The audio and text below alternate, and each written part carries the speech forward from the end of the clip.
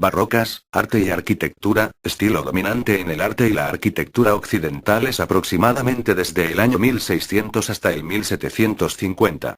Sus características perduraron a lo largo de la primera mitad del siglo XVI, si bien dicho período se denomina en ocasiones estilo rococó. Manifestaciones barrocas aparecen en el arte de prácticamente todos los países europeos, así como en las colonias españolas y portuguesas de América.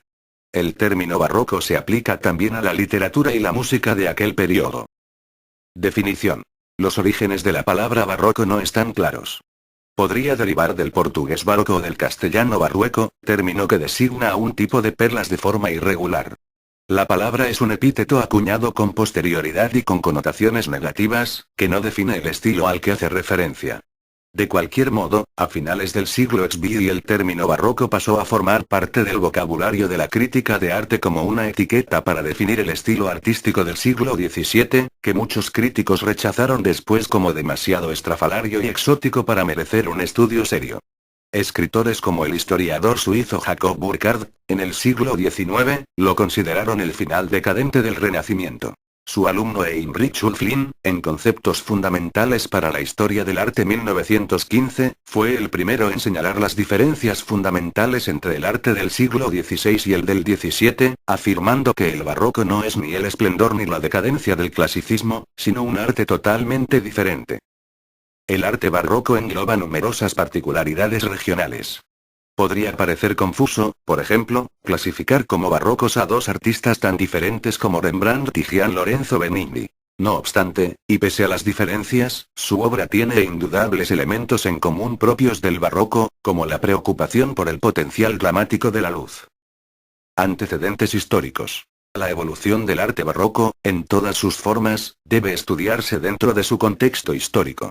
Desde el siglo XVI el conocimiento humano del mundo se amplió constantemente, y muchos descubrimientos científicos influyeron en el arte.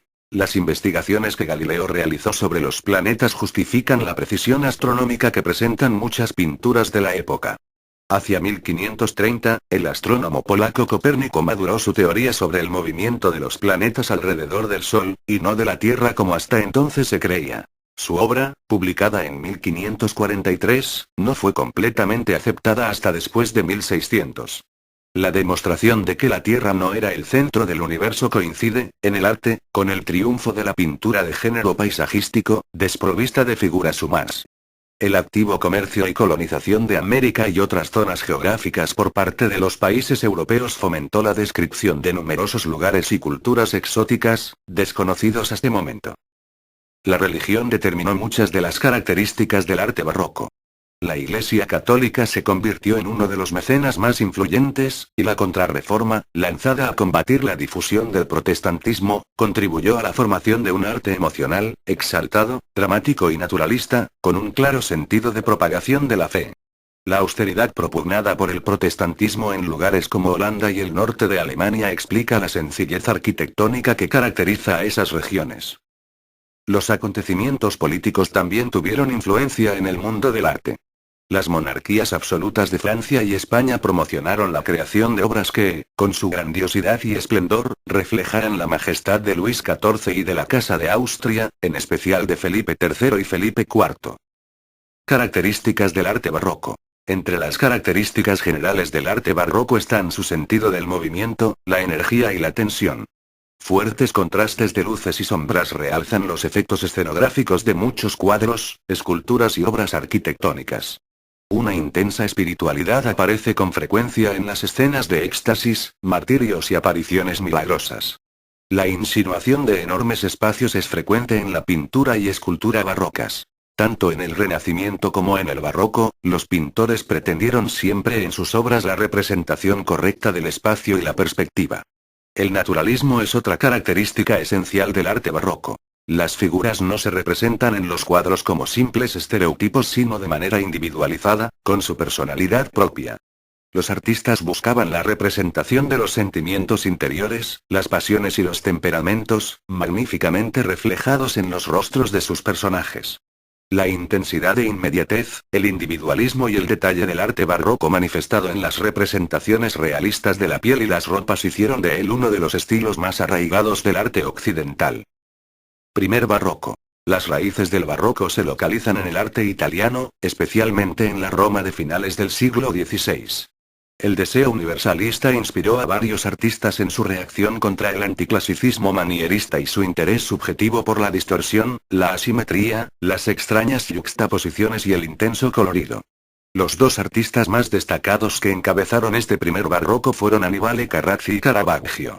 El arte de Caravaggio recibió influencias del naturalismo humanista de Miguel Ángel y el pleno Renacimiento.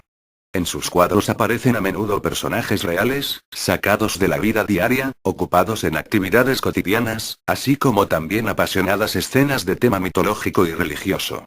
La escuela de Carracci, por el contrario, intentó liberar al arte de su amaneramiento retornando a los principios de claridad, monumentalidad y equilibrio propios del pleno Renacimiento.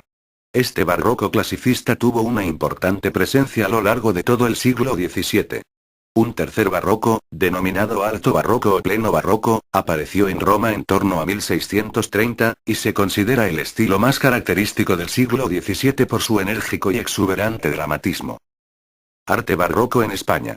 Durante el siglo XVII la pintura española atravesó uno de los momentos culminantes de su historia, pasando del realismo tenebrista de la primera mitad del siglo, al colorismo y la luminosidad e influencia flamenca de la segunda mitad.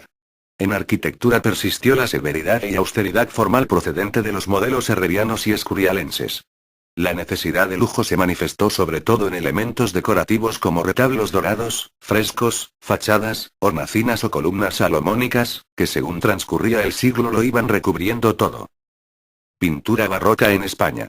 La temprana aparición del naturalismo barroco en España estuvo motivada por la influencia de Italia y, sobre todo, por la importancia política de la Iglesia católica. El florentino Vicente Carducho contribuyó materialmente al establecimiento en el centro de España del estilo pictórico antimanierista propugnado por la Contrarreforma. Juan Sánchez Cotán y Juan van der Amen destacaron por el realismo de sus bodegones Naturalezas muertas en los que combinan la influencia flamenca con la de Caravaggio.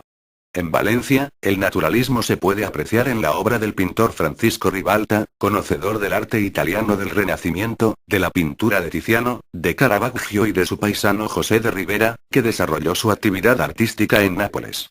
Sevilla y Madrid se convirtieron en los dos centros principales del arte barroco español. Así, a comienzos del siglo XVII las características típicas del barroco se aprecian ya en los cuadros de Juan de las Rodelas, Francisco Pacheco y Francisco de Herrera el Viejo. Francisco de Zurbarán, afincado en Sevilla desde 1629, fue el pintor monástico por antonomasia. Nadie como él supo representar con más sencillez el fervor religioso de la vida monástica contrarreformista.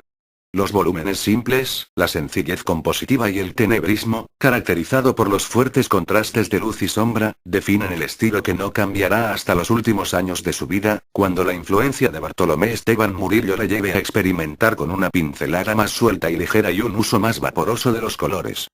Diego Velázquez, el pintor más importante del barroco español, se moverá entre el naturalismo de la primera mitad del siglo XVII y el barroquismo de la segunda.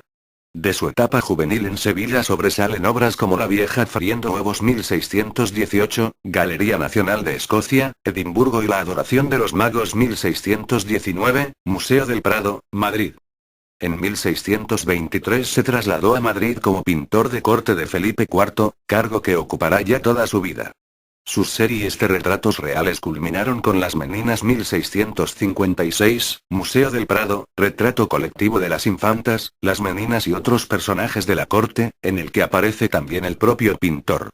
Maestro en el tratamiento de los volúmenes, la forma y el color, y pionero de la perspectiva aérea y las grandes pinceladas, Velázquez destacó también por sus cuadros de tema histórico, como La rendición de Breda a las lanzas, 1635, Museo del Prado, y mitológico, con obras como La fragua de Vulcano 1630, Museo del Prado y La Venus del Espejo c. 1650, National Gallery, Londres. Contemporáneo de Velázquez fue el granadino Alonso Cano, escultor, arquitecto y pintor célebre por sus delicadas representaciones del cuerpo humano, como muestra el Descenso al Limbo c. 1650, Museo de Arte del Condado de Los Ángeles, uno de los pocos ejemplos de desnudo en el barroco español. Murillo, pintor sevillano algo más joven que Velázquez, fue el maestro de la gracia y delicadeza femenina, encarnando un tipo de devoción plenamente sentimental que evidencian sus representaciones del Niño Jesús y la Inmaculada Concepción.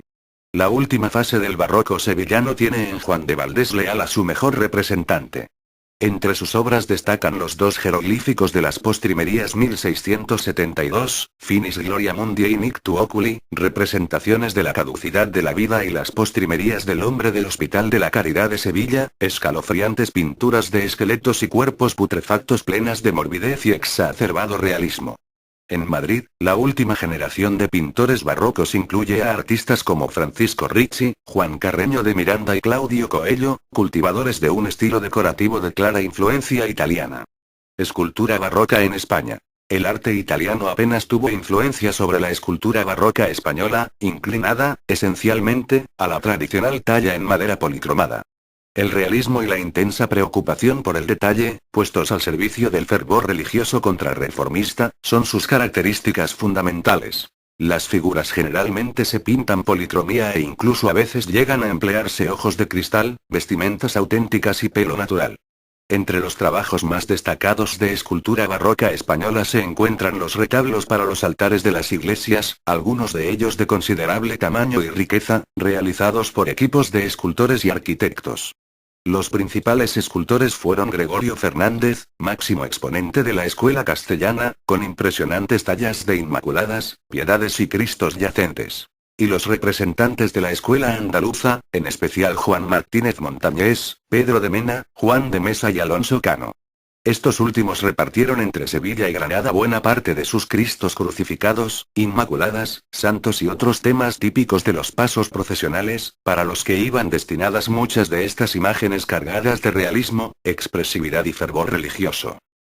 Arquitectura barroca en España. La sobria austeridad geométrica impuesta por Juan de Herrera en el monasterio de El Escorial se mantuvo en la arquitectura barroca española de la primera mitad del siglo XVII. Los ideales contrarreformistas y el espíritu de la Casa de Austria facilitaron la pervivencia de este modelo arquitectónico, tal como se aprecia, por ejemplo, en las construcciones de Juan Gómez de Mora. El gusto por formas cada vez más ricas lleva, a partir de mediados de siglo, a eliminar los vestigios herrerianos, enriqueciendo la decoración con múltiples elementos naturalistas localizados en los vanos de las fachadas. La iglesia de Santa María la Real de Montserrat, de Sebastián Herrera Barnuevo, y la fachada de la Catedral de Granada, de Alonso Cano, son buenas muestras de ello. Ya en el siglo XVI la riqueza y fantasía decorativas alcanzan su apogeo con las construcciones de la familia Churriguera, especialmente en Madrid y Salamanca, así como también en la obra de arquitectos como el madrileño Pedro de Rivera y el gallego Fernando Casas Novoa, autor de la fachada del Obradoiro de la Catedral de Santiago de Compostela.